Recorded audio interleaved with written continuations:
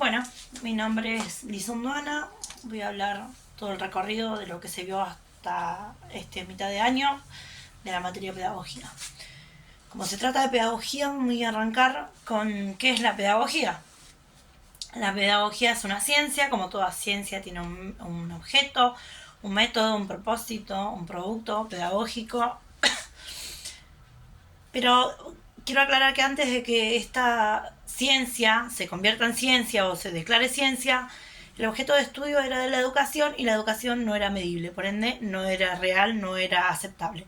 Entonces tuvo que reconocer, para ser reconocido como ciencia, tuvo que cambiar y decir que el objeto de estudio era el rol del alumno y todo ese trayecto académico, que en realidad no es la educación, es todo ese conjunto de cosas, relación alumno, contenido docente, ¿sí? Todo lo que pasa y lo que acontece dentro de la escuela, dentro de las aulas, es lo que es su objeto de estudio.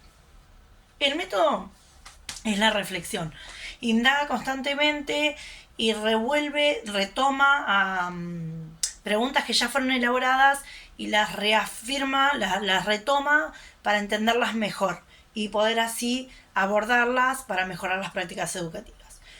Su propósito es gracias al producto, las teorías pedagógicas, se intenta desnaturalizar las prácticas educativas y mejorarlas. Entonces, la pedagogía es la ciencia de la educación. Más allá de eso, también nos genera un vocabulario más amplio, por ejemplo, entender un texto más complejo que nos permite así de esta manera ampliar nuestra mente, poder llegar a un nivel universitario que de otra manera no podríamos. También nos coloca como docentes nuevas maneras de pensar docente a la hora de tomar decisiones, de qué autor elegimos, por qué. Nos coloca en un posicionamiento ético, político y moral, y nos amplia la mirada de lo que pasa realmente en las aulas. En la pedagogía, el texto que abordamos nombra tres teorías. La tradicional, crítica, postcrítica. La tradicional viene a fundar un orden, dice que les da a todos por igual el contenido y que si no llega al éxito es problema del alumno por no esmerarse. La crítica viene a criticar esto y dice que no todos los alumnos tienen la misma posibilidad, entonces no pueden llegar. Entonces critica, reconoce que hay un problema, pero no lo llega a abordar. La poscrítica, con las nuevas corrientes pedagógicas, viene a decir, ojo, la escuela es injusta, si bien le da todo por igual, pero quizás no todos necesitan lo mismo. Al que le da zapatilla quizás necesita un sándwich. Entonces, por ende, hay igualdad, pero no hay equidad, por ende no van a llegar. No tienen la misma igualdad de oportunidades, por más que lo vean como lo vean. Entonces busca acompañar en todo ese trayecto, busca las mejores herramientas para poder acompañarlo en ese transcurso. Entonces, esa reflexión remite a la pregunta, la gran pregunta, que es ¿para qué educamos? La educación existe desde que existe el ser humano y va a existir hasta que se extinga. ¿Vivimos sin educación? No. Sería un total desorden, habría destrucción y exterminio de la humanidad. Sin embargo, sin la escuela sí podríamos vivir. De hecho, es inherente, es contingente, no estuvo siempre y no sabemos si va a estar siempre. Entonces, la educación va más allá de la escolarización y es un proceso, un fenómeno necesario para la supervivencia del ser humano en sociedad o mismo individualmente. No podría desarrollarse. Entonces dice que es universal porque siempre existió la educación y es una práctica social porque se va modificando con el tiempo, con la historia. Es socialización y también es derecho y es poder. Derecho quiere decir que sí es derecho, pero no es garantizado, o sea, no garantiza que sea así. Y poder quiere decir que es una acción neutral que toma, que necesita de la decisión con conciencia, porque el ser humano es el único que enseña conciencia. Entonces necesitamos de esa toma de decisiones. Dice que el poder es neutral, se puede ejercer para bien o para mal, No es lo mismo que le digas a un nene, dale, vos podés, al que le digas, dejá, ya fue, igual no lo vas a poder lograr. Educación es socialización. Se divide en la primaria y la secundaria. La primaria tiene que ver con la familia, donde aprendemos a ser parte de la familia, de la primera socialización, unidad mínima de socialización, que es la familia, que es la primera. Y después nos extendemos a la segunda, donde aprendemos a ser parte de una sociedad, de un colectivo en conjunto. En la primera tiene que ver con esto de la carga afectiva, la familia. En la segunda entra todo lo que está afuera, entra el sistema educativo. En él está lo obligatorio y lo no obligatorio. Y está lo formal, lo informal y lo no formal. Lo formal tiene reglas, tiene leyes, está avalado. Lo no formal tiene reglas, sí, pero no está avalado. Y lo informal puede ser algo que ves por la tele o algo que te comentó un amigo. Lo obligatorio es inicial, primaria y secundaria. Lo no obligatorio, terciario, universitario. La educación como derecho no fue siempre un derecho. Gracias a Ambrosio Milicay, que fue un mulato que fue castigado por saber leer y escribir, que en ese momento la iglesia era encargada de la educación, gracias a eso que pasó, nos pudimos acercar a los primeros derechos de primera generación, que son los naturales, que te corresponden por simplemente el hecho de existir. Gracias a los primeros derechos naturales, en 1853, se crea la primera Constitución Nacional, que en ellos habitan esos derechos. Después en ese mismo se renueva y entra en 1420, la ley 1420, que es la ley de educación común, la primera ley de educación común, en 1884. En 1949 entra los de segunda generación, se renueva la Constitución, se retoma y entra el artículo 14 bis, que habla de los trabajadores y de la educación. Los trabajadores en este entonces ahora tendrían derecho a horarios, a salario, a vacaciones, a aguinaldo. Y la escuela pasaría a estar garante del Estado y ya no la iglesia. Entonces dice que va a ser mixta, obligatoria, graduada, gratuita, universal y laica.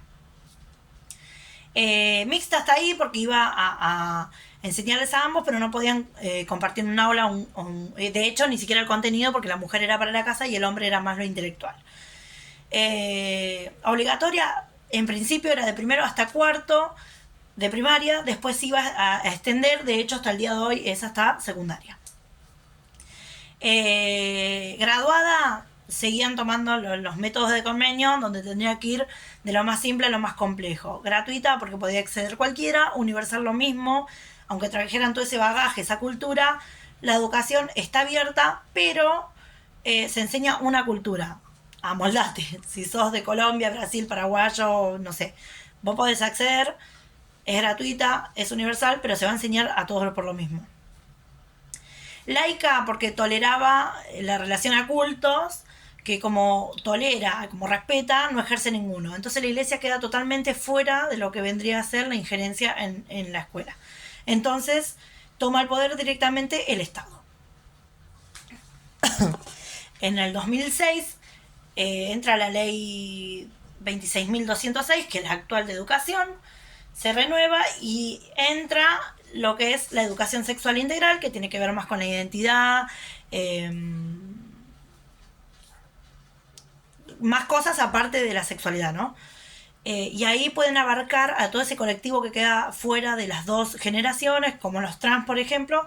Entonces, con esos nuevos, que se les llaman difusos, pueden tratar de abarcar a toda esa gente que quedó excluida. Y también entra la ley ambiental, que tiene que ver con los recursos naturales, el cuidado del medio ambiente y demás. Siguen siendo difusos hasta el día de hoy, creo yo, considero.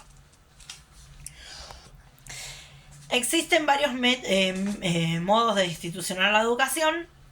Decíamos que la escuela era una. De hecho, en el siglo XIX se comprueba que es la más eficiente para reproducir todas estas prácticas. Entonces, para hacer un modelo, tiene que constar de 6 tips, que es qué se enseña, quién aprende, dónde, cómo y por qué. Pero quiero hacer énfasis en cómo, que sería la metodología, y hay 4 metodologías que nombra como importante el autor. que es la de Comenio del siglo XVII, que dice que ese ideal que tiene que ser gratuita, graduada, todo paz y amor, ese es un ideal a llegar que en realidad todavía no se llegó, yo creo. Entonces está como ahí, ¿no? Se sigue reproduciendo las mismas prácticas que él, del modelo que él produjo, pero todavía no se llega a ese ideal.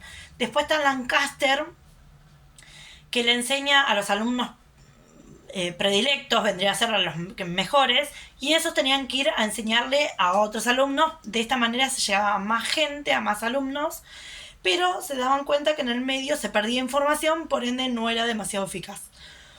Después está el padre Lasalle, que es más o menos lo que se sigue reproduciendo hoy, que es el docente enfrente de un curso, todos los alumnos sentados, y da la clase oralmente. Y después nombra a los jesuitas, que dividían el curso en dos, y cada grupo tenía un delegado, vendría a ser un alumno predilecto, y dirigidos por él, después exponían el contenido. Y el docente era como un árbitro, y según él decía, quién ganaba, quién lo hacía mejor. La escuela no siempre existió, de hecho se produjo gracias a las revoluciones burguesas, gracias a la caída de la monarquía. La gente pedía que haya una estancia más democrática, por ende se necesitaba de más ciudadanos. Gracias a la revolución industrial aparece la máquina a vapor, se dan cuenta que pueden generar máquinas, para eso necesitaban trabajadores industriales con la fuerza necesaria. Entonces, hasta ese entonces, todos trabajaban en el campo, la mujer, el hombre, el niño era como un hombre en miniatura. Después de las revoluciones se dan cuenta que el niño no tiene la fuerza necesaria para trabajar. Entonces el niño empieza a sobrar. ¿Qué hacen? Para eso está la escuela.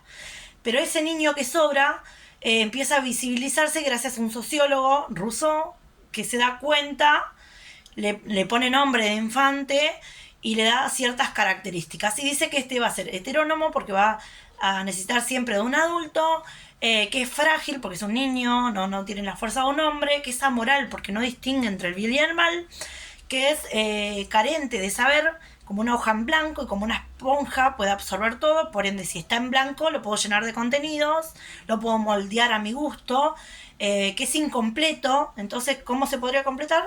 Atravesando por la escuela.